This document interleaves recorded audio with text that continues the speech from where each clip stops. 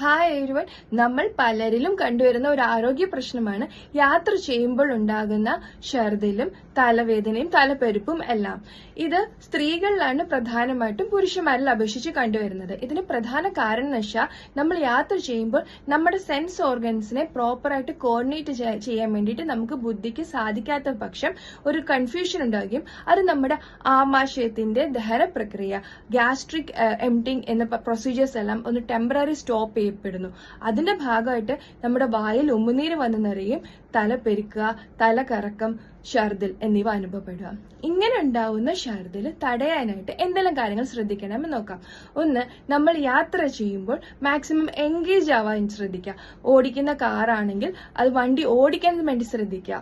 പിന്നീട് നമ്മൾ യാത്ര ചെയ്യുന്നതിന് മുമ്പായിട്ട് വയർ നിറയെ ഭക്ഷണം കഴിക്കാതിരിക്കാൻ ശ്രദ്ധിക്കുക. എപ്പോഴും ഒരു മിതമായിട്ടുള്ള ക്വാണ്ടിറ്റിയിൽ പെട്ടെന്ന് ദഹിക്കുന്ന ഭക്ഷണം, അധികം സ്പൈസസോ അല്ലെങ്കിൽ മസാല അടങ്ങിയ ഭക്ഷണങ്ങൾ കഴിക്കാതിരിക്കാൻ ശ്രദ്ധിക്കുക. അതുപോലെ യാത്രാമധ്യേ ഈ ഛർദിലിന്റെ കാര്യം സംസാരിക്കുകയോ ചിന്തിക്കുകയോ അല്ലെങ്കിൽ ഛർദിക്കുന്നവർ കൂടെ ഇരിക്കാതിരിക്കാനും ശ്രദ്ധിക്കുക. പിന്നീട് ഒരുപാട് കുലുക്കമില്ലാത്ത പോർഷനിൽ ഇരിക്കാൻ ശ്രദ്ധിക്കുക. എപ്പോഴും നമ്മൾ കാഴ്ച മുൻപോട്ട് വെക്കാൻ ശ്രദ്ധിക്കുക. സൈഡിലേക്കുള്ള കാഴ്ച തുടർച്ചയായിട്ടുള്ളത് കുറയ്ക്കുക.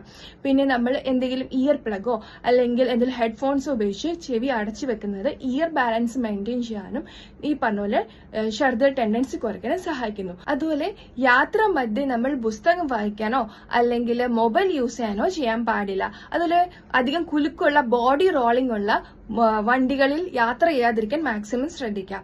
പിന്നെ എപ്പോഴും ഒരു ക്ലോസ്ഡ് അറ്റ്മോസ്ഫിയർ ആണ് ഈ ഛർദിന്റെ ടെൻഡൻസി കൂട്ടുന്നത്. അതുകൊണ്ട് യാത്ര ചെയ്യുന്ന വണ്ടിയുടെ ജനാലകൾ മാക്സിമം തുറന്നിട്ട് യാത്ര ചെയ്യാൻ ശ്രദ്ധിക്കുക. അതുപോലെ എക്സ്ട്രീംലി സ്മെല്ലുള്ള പെർഫ്യൂംസോ എയർ ഫ്രഷ്നേഴ്സിലോ മാക്സിമം യൂസ് ചെയ്യാതിരിക്കാൻ നോക്കുക. പിന്നീട് നമ്മൾ യാത്ര ചെയ്യുന്ന വണ്ടിയുടെ അതേ ദിശയിൽ ഇരുന്ന് യാത്ര ചെയ്യാൻ ശ്രദ്ധിക്കുക. ഓപ്പോസിറ്റ് ദിശയിലുള്ള യാത്ര അവോയ്ഡ് ചെയ്യാൻ ശ്രദ്ധിക്കുക. സോ ഈ ഒരു ഇൻഫർമേഷൻ എല്ലാവർക്കായിട്ട് ഷെയർ ചെയ്യുക. Thank you.